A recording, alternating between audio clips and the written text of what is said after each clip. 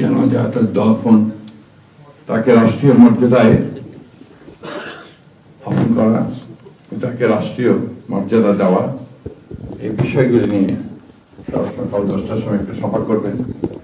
এরপরে আমরা পুরো জিনিসটাকে কোঅর্ডিনেট করে আবার সেটা আপনাদের সামনে জানাবো। 7 দিন ব্যাপী বাংলাদেশ জাতীয়তাবাদী দল শোক পালন করবে। কেন্দ্রীয় কার্যালয় সহ দেশের সকল কার্যালয়,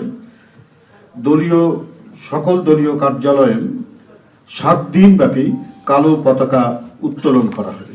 দলের সকল স্তরের নেতাকর্মীরা এই 7 দিন ব্যাপী কালো ব্যাজ ধারণ করবেন। প্রতিটি দলীয় কার্যালয় দেশনেত্রীর জন্য 7 দিন ব্যাপী কোরআন খতম ও দোয়া অনুষ্ঠিত হবে।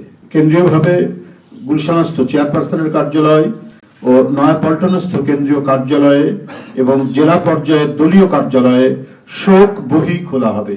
মরহুমা দেশনেত্রী বেগম খালেদা জিয়ার নামাজে জানাজা ও দাফন পরবর্তীতে জানানো হবে।